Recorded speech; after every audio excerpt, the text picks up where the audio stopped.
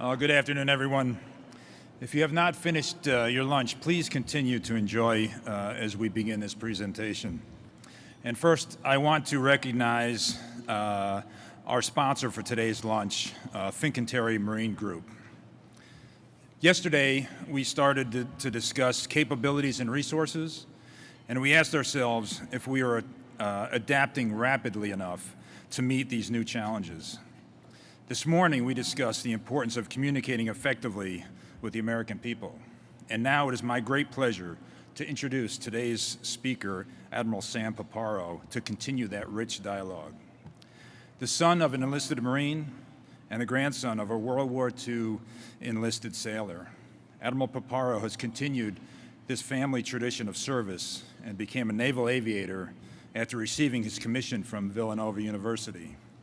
And if I have my timeline correct, you may have been there during that perfect game when Villanova beat Georgetown to win the NCAA basketball title. That must have been one heck of a time to be there. He has a long list of successful operational command tours and operational assignments at sea on top of his numerous academic credentials. But more recently, he was the Director of Operations at U.S. Central Command and the commander of the U.S. Fifth Fleet prior to assuming command of the U.S. Pacific Fleet.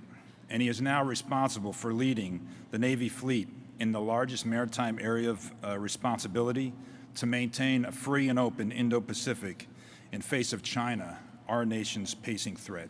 Ladies and gentlemen, please join me in welcoming Admiral Paparo to the stage.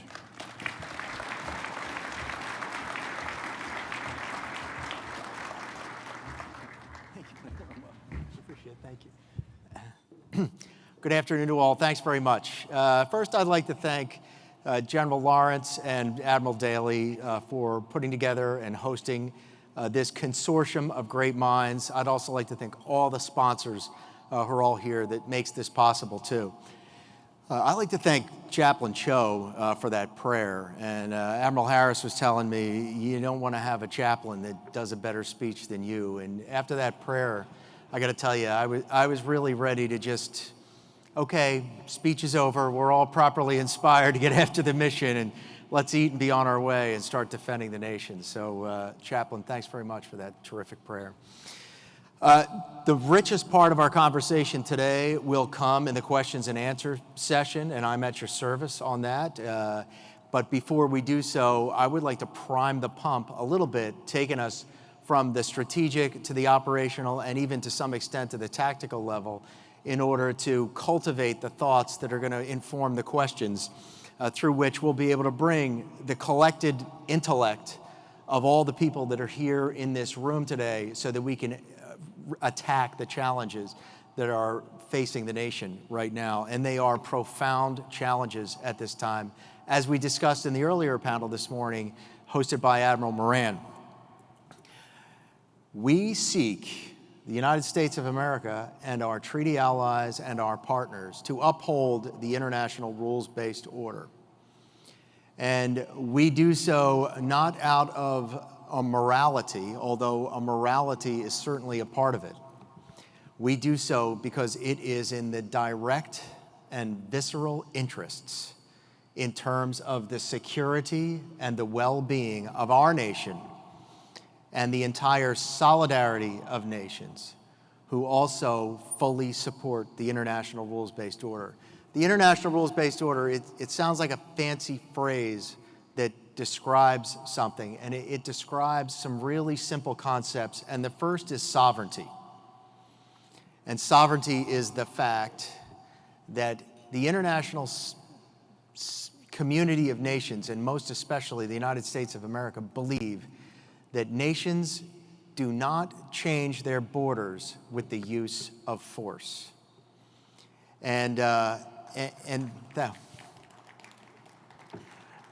This is the heart of the Taiwan policy, the one China policy and the strategic ambiguity that we talked to before. And Taiwan represents an inflection point. If the PRC unifies Taiwan by force to the mainland, this will set in motion a cascade of events across the entire Indo-Pacific that will directly affect the United States of America and our allies and partners. Under the weight of that economy and under the weight of that military pressure, Japan, South Korea, all of the vibrant economies of the Indo-Pacific, comprising 7 of the world's 10 largest militaries, comprising 60% of the world's economy. All of those nations are left with a critical choice, which is either to submit to the economic and political control that will undoubtedly follow, or to arm to the teeth and go nuclear. And neither of those scenarios is a scenario that's going to support the security and the well-being of our nation. Though that is the visceral choice that the nation has right now. Other elements of the international rules-based order: freedom of navigation, the United Nations Conventions on the Law of the Sea and the concepts of territorial waters, the concepts of exclusive economic zones. And you can see with excessive maritime claims, as discussed earlier in today's panel, in the maritime militia, in China Coast Guard, and their effects, their 9-dash line, their excessive claims in violation of the United Nations Convention of Law of the Sea and in violation of the findings of the Criminal Court, are all of a piece to deliver on a design that would reform the international rules-based order and would directly threaten our security and the well-being across 330 American citizens, those whom all of us, everybody, if you're in this room, it's because you're committed to supporting the nation. And I thank you for your service, whether you're wearing a tie or a uniform or a business suit. I salute your service. But these terms are visceral and they directly impact the United States of America. I have the incredible honor to follow in the footsteps of giants, some of whom that are here, as the commander of the U.S. Pacific Fleet. And as the U.S. Pacific Fleet, and as Bridge Colby discussed earlier today, the theater is primarily maritime, the maritime domain in accordance with Joint Pub 3-32. The seas below it, the skies above, the estuaries, and all those areas in the littorals that can affect events at sea is the priority domain where we must defend this international rules-based order. I have the honor of serving as the Joint Force Maritime Component Commander for that, and I have an operational design that is designed to fly wing and support the objectives of my commander, U.S. Indo-PACOM, Admiral Chris Lung Aquilino, and I have the twin responsibility of making ready a force to support my other boss, the Chief of Naval Operations, Admiral Mike Gilday. And this operational design, which I will discuss very briefly, is designed to meet the objectives of both commanders. And within this, I hope for you to visualize the operational environment so that we can work together to find solutions to deliver on that very urgent, very exigent goal of defending the nation and its well-being and those of our treaty allies and our allies and partners throughout the world. And it begins with, and you may have read this in Matt Pottinger's paper, it is open source, but the idea we talked earlier, Rep. Lauria was talking about operations in time and space. And so broadly, the nation and the allies and partners must deny the objectives inside the first island chain. Those objectives involve two things. The first is to cement by convention, by excluding others from sailing and flying in international waters and international airspace in violation of the United Nations conventions. And then the second is to rehearse and intimidate for the forcible unification of Taiwan to the mainland. This is a part of a design that supports the rejuvenation of China, end quote. And that is the continued delivery of double-digit economic growth. That is the continued military modernization, and finally, the resolution of the Taiwan problem, by force or not, by force, by intimidation, however you like.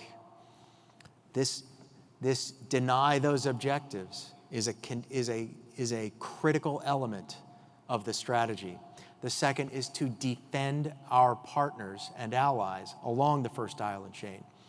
Japan, the world's third largest economy, 125 million citizens, and our history before, during, and after the Second World War is inextricably linked in a rock-solid treaty alliance which we are obliged to fulfill. The Philippines, again, our histories are inextricably linked, a treaty obligation that we are obliged to defend. Thailand, a treaty ally whom we are obliged to defend. Australia, a treaty ally with whom we are obliged to defend, as well as all of the partners throughout the Pacific, and again, 7 of the world's 10 largest militaries, 50% of the world's population, 60% of the world's economy, enormously vital to the security and the well-being of the United States of America. And the third is, when operating outside the first island chain, to dominate, and that is to demonstrate overmatch at all times. At all times, our competitors should look out and say, and I've heard Admiral Harris say this maybe 1,000 times, today is not the day. Today is not the day to upend the international rules-based order, to do this by force. The temptation is to quick execute an action and then to de-escalate before the force that would do some punishment mission can arrive, and to de-escalate the situation politically. This is why I have not yet had the pleasure of reading Bridge Colby's book yet. And are you in the audience right now? I'm sorry? Okay. But we have to execute a strategy of deterrence by denial, to fill the battle space and to demonstrate that to upend this order entails the potential of instant costs that exceed that which can be gained by the use of force. Our lines of effort, when we talk about lines of operation, those are operations in time and space. When we talk about lines of effort, this is categories of activity. The first is to build and demonstrate dynamic combat power. Be confident in who you are, because the United States and its allies and its partners has a profound and a disorienting capability to impose costs. To build that combat power, no deterrence is going to be effective without the prospect of actual combat power. At the heart of any deception, at the heart of any cognition on the part of an enemy, there must be the actual and authentic capability to deliver overwhelming, timely, accurate, and lethal fires against a competitor in order to determine on that day, today is not the day, and if it is the day, it's the worst day of their lives. And building that combat power and demonstrating it are key to executing deterrence. Deterrence is an enemy's knowledge that you possess the capability and the will to impose those costs. Each is important, and you must be there. To build it means, from a Title X standpoint, is that in the places where we train to the high end, we've got to have the capability. And to demonstrate means that there must be a contact layer that can impose early costs and can be an on-ramp for other forces that can bring quickly those overwhelming fires. The second line of effort that we have is to strengthen alliances and partnerships. I sometimes see this expressed as strengthen allies and partners, which has a paternalistic view, a patronizing view. And that's not the Indo-PACOM strategy, and that's certainly not the U.S. Pacific Fleet strategy. Each is a sovereign nation, and in fact, it's that sovereignty that we believe that's so essential to our alliances, that's so essential to the order itself. So respecting that we are a come-as-you-are team of a solidarity of nations, it's that ability to plug and play with our partners per each nation's sovereign wishes to knit together that combat capability that will provide that deterrent effect. A third element of my lines of operations is to improve theater posture. What posture is, this is my own definition, so this may not be an according to Hoyle, but this is my definition. It's forces, it's bases, it's places, it's access, it's operations, activities, and investments across the theater. The posture for U.S. Pacific Fleet and for Indo-PACOM along Northeast Asia is about just right. But where we're underinvested is through the Southwest Pacific and in Southeast Asia in an arc of expanded maneuver and effects and an arc of contested logistics to be able to come at a competitor from multiple angles and in multiple domains across a wide-ranging geography. In some cases, we'll find partners are quite willing for full access, including the origination of strike operations from soil. And in some cases, it'll be a gradation. But to be able to gain that space, that expanded maneuver space throughout the Indo-Pacific region, including the Indian Ocean, is a key element of the strategy. And the fourth element of this is be more effective in info operations. That means the alignment of our top-level key messages, including how we listen to those messages. That is our affecting the cognition of our competitors. In order for an adversary to know that they're deterred, they must know that you've got the capability and the will to impose those costs. Our own control of what we know ourselves in terms of securing our networks and our assured C2. And the full range of how we communicate, and at least one half of communications is listening. You know, in your lives, you should strive to be, as we say in the radar biz, less than duty factor 0.5. You know, you'd be in a good shape too. Like they say, God gave you one mouth and two ears. That's a good ratio to start with. Work from there. We had a discussion earlier this morning about what we need, and a number of folks have criticized the Navy for saying, you're not telling us what we need. And I'll lay it out plainly. It's not a change from my predecessor and my current boss. It's not a change from anything that I've seen. But the commoditization and the proliferation of long-range strike weapons means that we're no longer safe just based on geography. This is at the heart of distributed maritime operations, is that it's not like the old days when if they were outside of 40 miles, you were safe and we could outstick them. Everybody can outstick everybody else right now. So our first priority is the ability to counter an adversary's ability to see, understand, decide, and act through every single domain, to be able to dazzle, to be able to deceive, to be able to destroy those components that allow an adversary to exercise decision superiority.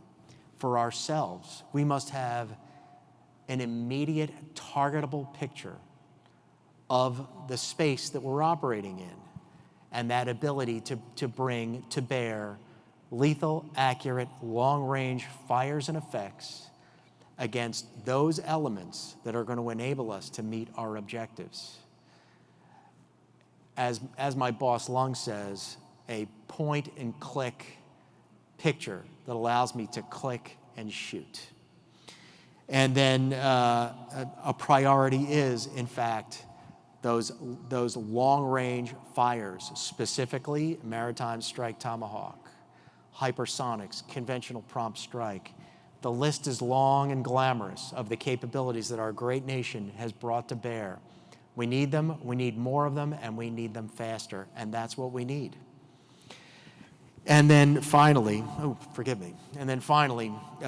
is that ability to sustain those capabilities under pressure, that consistent ability to sustain when an adversary is contesting that across 8 classes of supply, in terms of our medical capability, across the broad range of sustainment, which is more than just beans and bullets, but across 8 classes of supply, medical support, religious support, personnel support, that ability to sustain in this arc of contested logistics is absolutely vital. And before we open it up to questions, I'm going to leave us with one last thing, is that knowing what we know, we must be confident and have faith in our nation, in our allies, and our partners. We get into this temptation to say, woe is me, and why bother? This psychology of quit. I don't subscribe to it.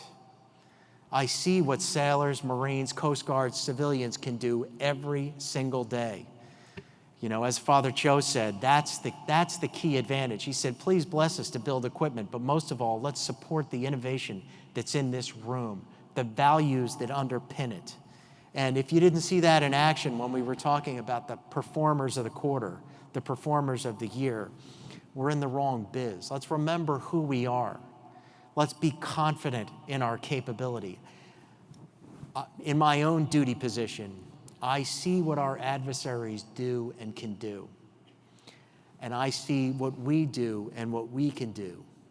And although the curves can sometimes be disheartening, you never, ever bet against the United States of America, because we have a vote in this. This is an urgent challenge. Our nation has faced urgent challenges in the past and has always shown itself to be up to the challenge.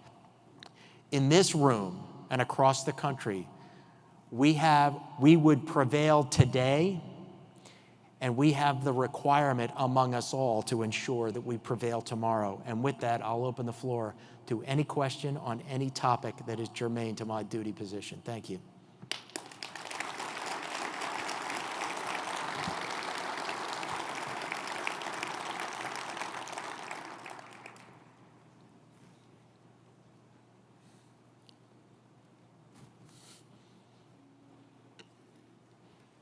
Admiral, thanks for those remarks.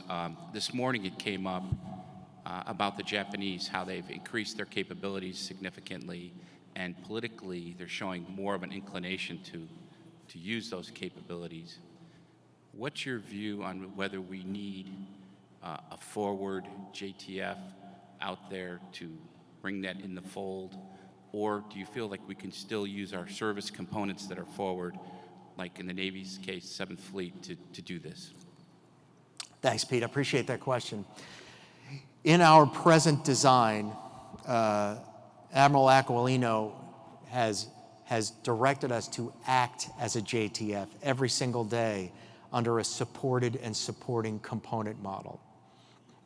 And he's got the ability to do that. I was talking to Admiral Gortney here earlier, too. He's unique among commanders in his ability exercising COCOM to assign those tasks. And Pacific Fleet, to a very large extent, actually Pacific Fleet in the maritime domain, which is where the very high majority of our operations take place right now, is assigned by Admiral Aquilino as the supported component to execute and to integrate those tasks. And so acting as a JTF every single day is a behavior that we're bringing to bear because, as we know, events happen quickly. We have less and less operational warning of events, and we can't deliver that startup current that's going to enable a command to build a JMD and to start the augments that come in to assume the status of a JTF commander. So we're doing JTF behavior every single day and JTF planning of operations, activities, and investments every single day under this supported and supporting relationships in order to build the habits of mind and habits of action that will support a JTF if the day comes where we're required to thwart some kind of kinetic action to upend the international rules-based order. 7th Fleet and 3MEF both enjoy profound partnered relationships with JSDF and to this day. And you brought up a point, which is we're seeing a more and more assertive Japan who is rightly being more assertive in response to greater threats to its sovereignty every single day. So I would not advocate for the stand-up of a JTF. My advocation right now is our continued operation as is, which implements the behaviors, the habits of mind, the habits of action that lead us to become a JTF. If there's a decision to stand up a JTF to begin those, there's no barrier to exercising over our networks and with our own liaisons those more and more integrated operations. And in Japan and in Australia, we see every single day cooperative deployments, cooperative activities that more and more have the look, the feel, and are authentically joint and combined operations every single day. And so I don't see the appointment of a combined JTF in the future, although I don't foreclose it. It's not in my decision space. It's in the decision space of my boss right now. Presently, I would not recommend it because I see it in action every single day. Thanks for that question, Pete. Good afternoon, sir. I'm Lieutenant Junior Grade Kim. I'm a CB officer, just returned from a Indo-PACOM deployment. So I was in Japan, and it was when they published that Japan will interdict when it comes to a Taiwan crisis. I was talking to a Japanese self-defense force officer, and he gave me this perspective that kind of disturbed me. And when you brought up that we should avoid that paternalistic relationship between our partner forces, he basically told me that, hey, they felt like they had two choices, whether to submit to a close emperor, which is Beijing, or a hegemon that's afar, which is us. And as the guy on the ground, how do I talk to that? Do I say, that's the realist point, you are right to submit to the hegemon afar, or should we take a more values-based approach by saying, hey, we're not a hegemon, we are a partner, however, but somehow we're the more senior commander. For example, in South Korea, the UN headquarters commander is still an American four-star. Or if we were to form a JTF, likely an American admiral would be in charge of defending that region. How do I kind of bridge that gap with our partner nations? Thanks for that. I appreciate that very much. I appreciate your keying on the word hegemony. I don't think as a Lieutenant JG I would have had the academic capability to do that too. Admiral Fogo taught me the meaning of the word in 2012 or so when I was a senior captain, just prior to working for Admiral Gortney, where my vocabulary went back a long way. So I want to thank you for that too. I think being assertive, being very assertive is a part of transcending that patronizing thought. Is that I would say, hey, I'm ascribing your use of the term hegemon as a language barrier because it in no way describes the relationship. We're allies, which means that in a mutually sovereign way, each nation acts in accordance with its interests, and we have decided to intertwine our nation's fates with an alliance that obligates each other to come to its assistance. And that is fundamentally an equal relationship. Certainly, there are differences in the amount of force that can be brought to bear as a function of the size of our nations and as a function of the size of our economies. And the United States sees that it's a responsibility to devote this element of its GDP to its treaty allies.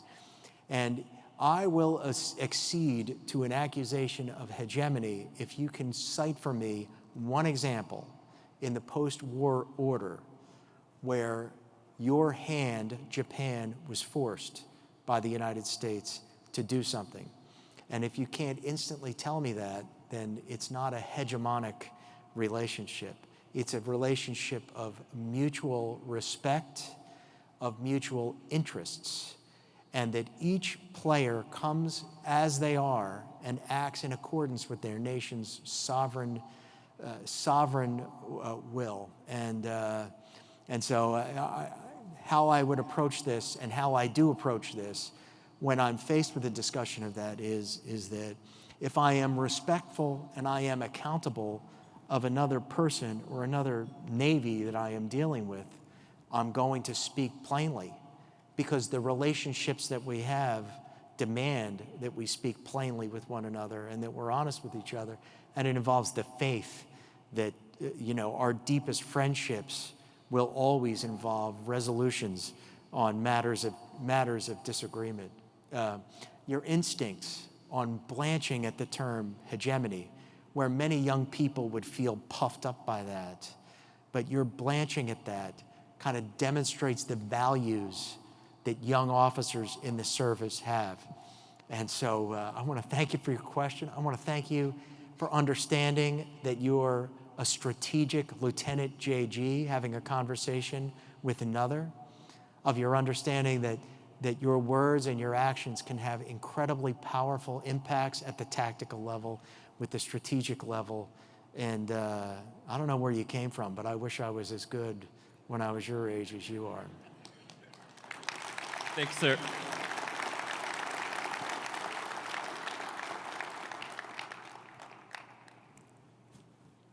Hi, Sam Legrone from USN News. The former UK First Sea Lord, when describing the CSG-21, said a big part of their model was, especially in the Western Pacific, was kind of a come-as-you-are approach, as you mentioned, in terms of ships and aircraft and units that can kind of peel on, peel off. Moving forward in the future, how do you go and create a construct where you can go and practically share information, targeting data, what have you, in order to make that work without sort of a more formal alliance? Yeah, thank you very much. Appreciate that question. C2 is always people and systems. And in people first begins that leap that our nation must make, that if we are going to intertwine our fates with our alliances, we've got to be able to trust them with classified information, with the understanding that they'll be equally protective of our sources, technological and human, as we are. And so the first begins with getting the relationship right, including the information sharing, and to be able to share the kind of information for the operations that we're executing that ensure that everybody is operating under a common picture of what the adversary is doing and what we ourselves are capable with. And then the next element is trust among people. And that is finding every single opportunity that we can to work together to bridge cultural differences, to be in each other's company, to see that we can trust each other, and to build those personal relationships. And then the last, and what's frequently the longest pole in the tent, is the information systems that allow that kind of sharing, that's plug and play, that's going to allow that. And my boss, Admiral Aquilino, has as one of his priority an Indo-PACOM partner network that's modeled somewhat on the CENTCOM partner network, which is a system that allows us to share that information at those levels so that we are actively operating and communicating on a shared network. And we have to take every single opportunity that we can to train and to operate and to cultivate those networks every single time. And in a previous duty position, we operated with the French ship Charles de Gaulle, the aircraft carrier, as CTF-50, the Carrier Strike Group Commander, in a dual carrier operations under Subsit Alpha, by which we meant USS Eisenhower Carrier Strike Group was CTG 50.1, and the commander of the French group, Admiral Marc Assido, was CTF 50 and had tactical control of USS Dwight D. Eisenhower while Fifth Fleet maintained operational control of it. Exercising that over and over, it is a come as you are, and the more coming as we are, and the more converging that we have on that combination of the ability to information share, the relationships that's going to enable the trust, and the C2 systems that can link it all together so that we can all shoot, move, and communicate on a common operating picture, to bring it to bear and to practice this over and over and over again is going to serve us very well when that unforgiving moment comes. Thank you.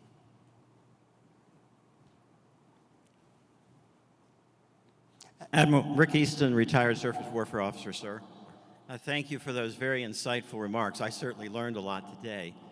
I think you sort of wrapped up your thoughts with talking about the 8 classes of supply. In this conference, there's been a lot of discussion about China and the number 1,700, I think, merchant ships that has been quoted, and of course, the size of their Navy growing.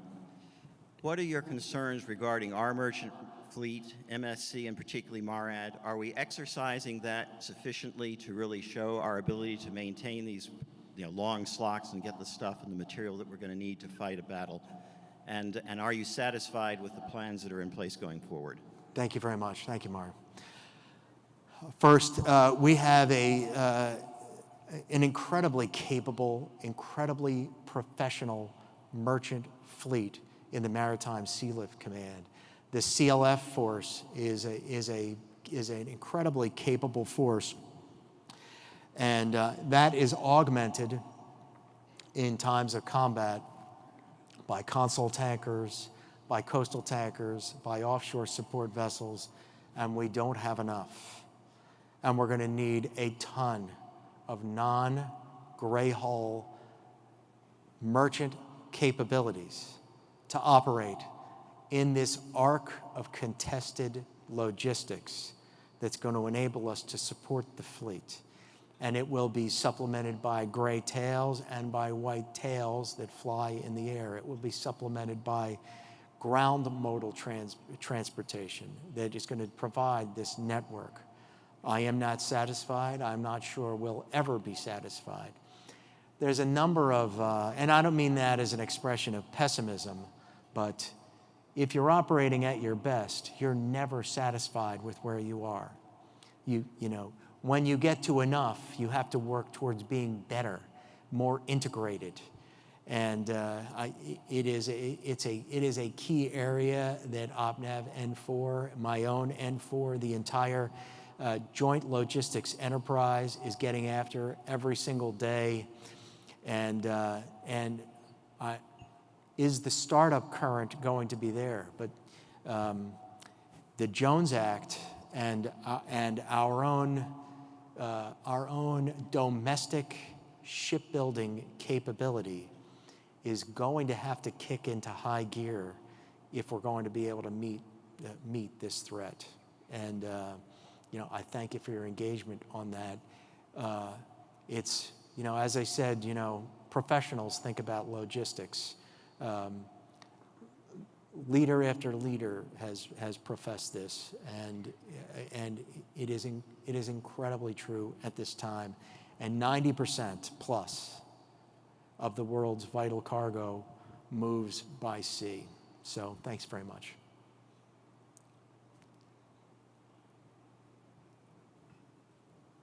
Jeff, good to see you. Good afternoon, Admiral.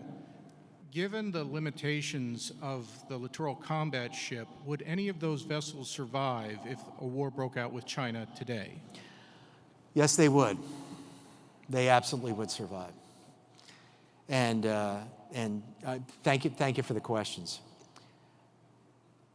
The littoral combat ships are going to fulfill some very effective roles in the fight that we imagine.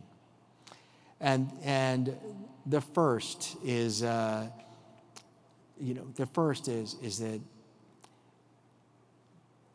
they're going to operate with stealth and with speed. And this is the ability to affect how an adversary sees them, and they'll perform a highly effective role in littoral battle space, shooting, moving, communicating, in integrating with the littoral marine regiments, and imposing costs. In addition to that role that they fulfill in other theaters, freeing up your higher-end capabilities, such as cruisers, destroyers, DDX, and surface vessels to come for combat in the future. There is a role for littoral combat ships. Sometimes it is in ways that is going to free up higher-end capabilities to fight against higher-end threats.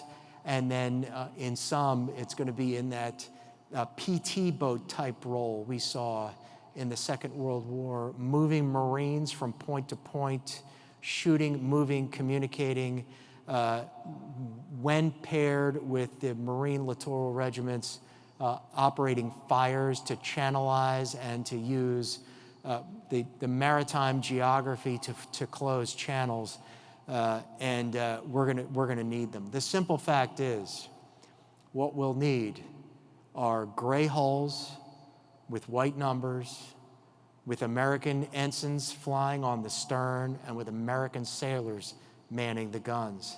And I believe there's a role for littoral combat ships in my theater and others. Thank you for that question too. And you start the thing out with given the limitations of the littoral combat ship, every ship has limitations. And operational art is determining what that capability can do for you, divided by the risk of losing that capability, and fitting it into that puzzle as appropriate. Thank you for that question. Afternoon, Admiral Jeff Gage with Strain. data miner and a Navy veteran. Take it back to a strategic level. I agree with the sense of urgency that you described, and I think everyone else in here does. Do you think that our 330 million odd fellow citizens between here and the Beltway agree with that? If so, can you share some evidence that you've seen? If not, what can we collectively do better to share that sense of urgency? Thanks for the question, Strain. Good to see you. I think more and more the American public sees the threat. What they may not do is they may not be able to visualize the operational environment and the investments and the sacrifices that the country has got to make to meet that threat in the ways that it does. I mentioned earlier about how Taiwan is a key inflection point. If you're in the Quad cities, it might be hard to imagine how events in Taiwan affect a person in the Quad cities. Although as factories shutter and as your social media platform gets shut down, it could become viscerally true to you as a military campaign for Taiwan becomes a pattern of exploitation along the Pacific Rim, which becomes exploitation here within this nation as a result of that economic coercion. All of us have got to do a better job of enabling our fellow citizens who are smart. People in the Quad City are smart. Do you notice that earlier here today on the stage, a professed Democrat and a professed Republican agreed on almost every word each other made. We see bipartisan recognition of that, which is in and of itself a reflection of the growing realization across the country that this is the case. And now it becomes a matter of making the investments in all of the places where we need help in order to achieve that. And I come from a fairly humble place in southeastern Pennsylvania myself, and the folks in southeastern Pennsylvania, it's nothing like New York and it's nothing like Washington. It's a different place. And I see this in the people that I talk to back home that are concerned with it too. There's not a place I go where I don't talk to somebody who's concerned about this too. And I give great credit to the American people for recognizing that. So, I think there is a growing realization that this is the case. I think the information environment where you work more and more confirms this. And I have faith that the American public are up to this challenge as they have been to every challenge over the course of our 247 almost years. Thanks. Thanks, Train. Sir, we have time for one more quick question. Okay. Admiral Bill Hamblett, Naval Institute Proceedings. I know you've got upcoming trips to, I think, India and Australia. A lot of has been written about the Quad over the last couple of years in our pages and others. As you meet with your counterparts and talk about China, where do you see the capabilities of the U.S., Indian, Japanese, Australian fleets coming together? Come as you are is great, but you got to build some capabilities in an exercise. Where do you see over the next couple of years the relationship between the Quad navies going? Thanks very much. First, the Quad is a diplomatic arrangement, and I'm scrupulous in not assigning the Quad any military elements in terms of cooperation. Is the Quad in and of itself, per the policy of the United States of America and the policy of the partners who are also within that diplomatic arrangement, are focused on other instruments of national power. But there is a growing confluence of our national interests, and as an extension of that, of our military operations, activities, and investments that are supporting deepening relationships.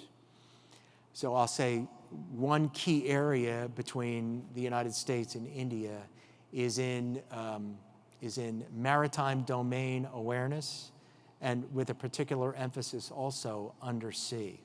And this is an area where we can cooperate profoundly.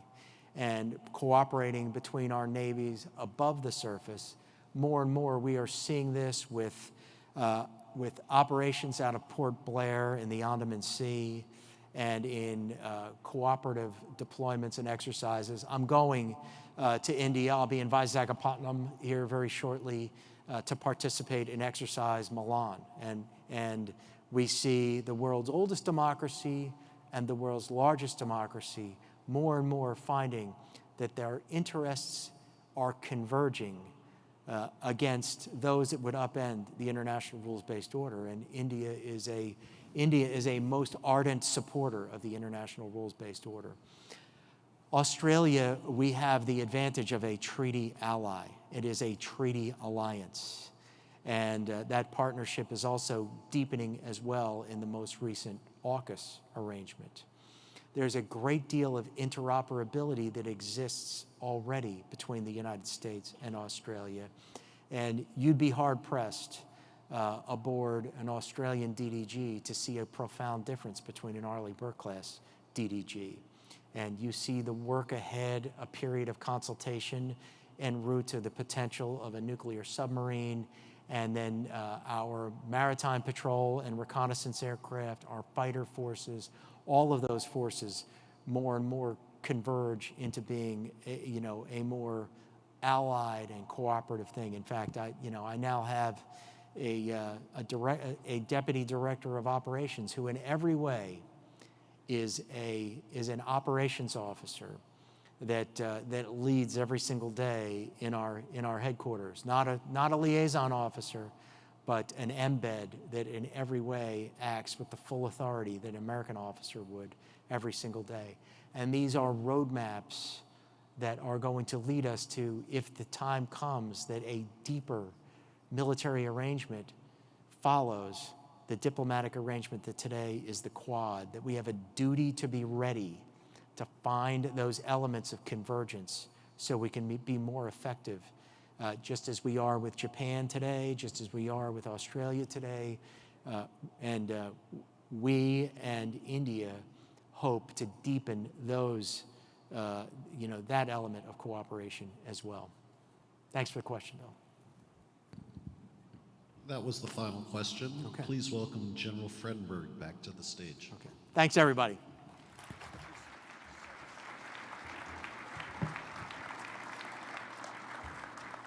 Thank you, Admiral, for those comments. On behalf of AFCEA and the U.S. Naval Institute, I wanted to present a book to you as a small token of our appreciation, The Sailor's Bookshelf by Admiral James Stavridis. Thank you very much. Thanks. Thanks again.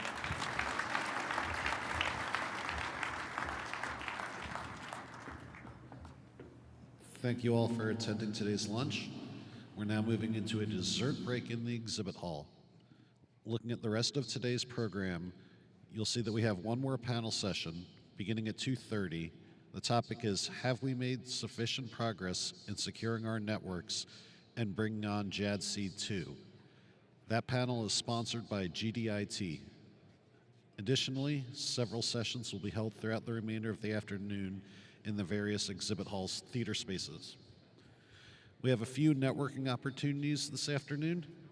From 3:30 to 4:30, there will be a reception in the exhibit hall sponsored by Akima, Aqua Security, Nokia, Taito Athene, and Vion. If you didn't use your drink ticket provided by Red River Technologies yesterday, you'll find it in the badge holder.